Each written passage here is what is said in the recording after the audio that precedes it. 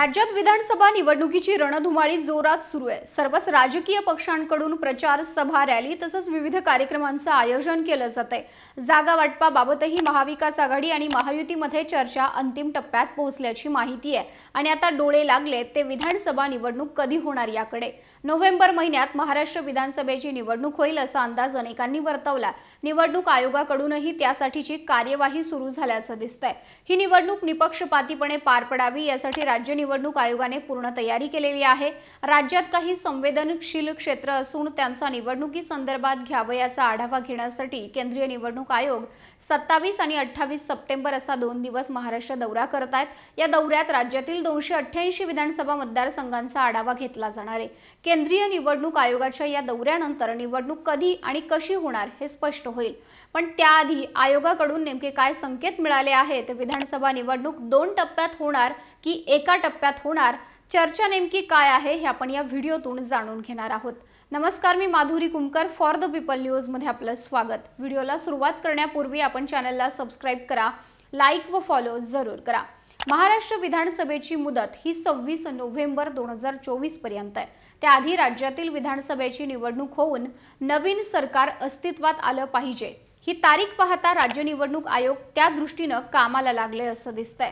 राज्यातील 288 विधानसभा मतदारसंघातील मतदार यादी अद्ययावत करण्यापासून निवडणुकीसाठी लागणारे शासकीय निमशासकीय कर्मचारी, त्याचबरोबर पोलीस यंत्रणा, होमगार्ड व निवडणुकीसाठी लागणारी मतदान केंद्र, त्यासाठी लागणारी वाहनं याची परिपूर्ण माहिती आयोगाने संकलित केली आहे। या दौऱ्यात केंद्रीय निवडणूक आयोगाची टीम राज्य निवडणूक आयोग, राज्याचे पोलीस महासंचालक, मुख्य सचिव, गृह सचिव, मुंबई पोलीस आयुक्त, महसूल आयुक्त, परिवहन आयुक्त, होमगार्डचे महासंचालक यांच्यासह राज्यातील 6 विभागातील 6 विभागीय आयुक्त यांच्याशी बैठका घेतील। त्यानंतर राज्यातील प्रत्येक जिल्ह्यातील जिल्हाधिकाऱ्यांशी ते व्हिडिओ कॉन्फरन्सद्वारा किंवा गरज पडल्यास राज्यातील सर्व जिल्हाधिकाऱ्यांना बैठकीसाठी मुंबईत पाचारण करतील आणि त्यांच्याकडून मतदान केंद्रनिहाय आढावा घेतला जाईल। केंद्रीय निवडणूक आयोगाची टीम राज्याच्या दौऱ्यावरून परत गेल्यानंतर साधारणतः 8 दिवसात आयोग हा महाराष्ट्रातील विधानसभेची निवडणूक जाहीर करण्याची शक्यता सर्वच राजकीय पक्षांकडून वर्तवली जाते। राज्यातील 288 विधानसभा मतदारसंघातील निवडणूक ही किती टप्प्यामध्ये होणार याबाबत सर्वच पक्षात सुरू असलेल्या अनेक उलटसुलट चर्चा आपण ऐकतो आहोत। सत्ताधारी पक्षाने म्हणजेच महायुतीने राज्यातील निवडणूक ही 5 टप्प्यात घ्यायला सांगितलं होतं। त्याला केंद्रीय निवडणूक आयोगाने विरोध दर्शवला। त्यामुळे निवडणूक झाली तरी ती 2 टप्प्यात होईल किंवा एकाच टप्प्यात पार पडेल असे संकेत केंद्रीय निवडणूक आयोगाकडून राज्यातल्या नेत्यांना मिळाले असल्याचं बोललं जातंय।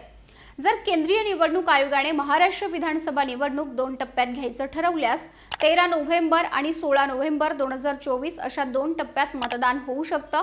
13 नोव्हेंबर रोजी मतदान झाल्यानंतर 2 दिवसांचा गॅप राहू शकतो, कारण 15 नोव्हेंबर रोजी गुरु नानक जयंती आहे। दुसऱ्या टप्प्यातील मतदान 16 नोव्हेंबर रोजी घेतलं जाऊ शकतं, तर 20 नोव्हेंबर रोजी निवडणुकीचा निकाल लागण्याची शक्यता आहे। मात्र एकाच टप्प्यात निवडणूक घ्यायचं ठरल्यास 16 नोव्हेंबर रोजी राज्यात 288 मतदारसंघात मतदान होऊ शकतं।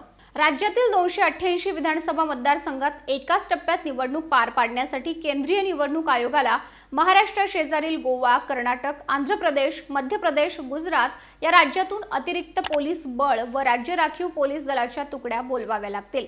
त्याचबरोबर निवडणुकीसाठी आवश्यक असणारे प्रशासकीय अधिकारी उपलब्ध करून घ्यावे लागतील। एकाच टप्प्यात मतदान घेण्यास सत्ताधारी पक्ष तयार असल्याचं अंतर्गत बोललं जातं, कारण एकाच टप्प्यात निवडणूक झाल्यास पहिल्या टप्प्यातील मतदानानंतर सत्ताधाऱ्यांच्या विरोधातील वातावरणाचा परिणाम दुसऱ्या टप्प्यातील विधानसभा मतदारसंघांवर होऊ शकतो।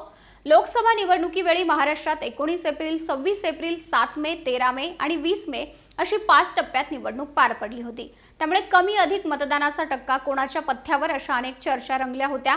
पहिला आणि दुसरा टप्पा पार पडल्यानंतर किती टक्के मतदान झालं यावर कोणाला फायदा आणि कोणाला तोटा होणार यावरही खल रंगला होता। वातावरण कुणाच्या बाजूने राहिलं याचा अंदाज सत्ताधारी आणि विरोधकांना येऊ लागला। त्यामुळे लोकसभेला झालेल्या चुका सत्ताधाऱ्यांना विधानसभेला करायच्या नाहीत। त्यामुळे अशी कोणतीही चूक होऊ नये यासाठी राज्यात एकाच टप्प्यात निवडणूक होण्यासाठी सत्ताधाऱ्यांचा आग्रह राहील का हे पाहणं उत्सुकतेचं राहणार आहे। नुकतंच केंद्रीय निवडणूक आयोगाकडे महाराष्ट्र विधानसभा निवडणूक ही एकाच टप्प्यात घ्यावी अशी मागणी अजित पवार गटाने केली आहे।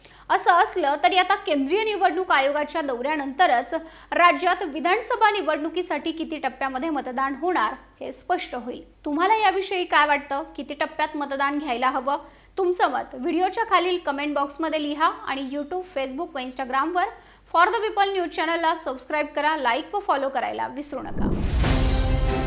भारत दुनिया का सबसे बड़ा लोकतंत्र और NLC भारत देश का सबसे बड़ा गैर राजनीतिक मंच। शक्तिशाली लोकतंत्र के लिए राहुल कराट का सार्थक कदम। मुंबई में हुआ ऐतिहासिक प्रथम राष्ट्रीय विधायक सम्मेलन।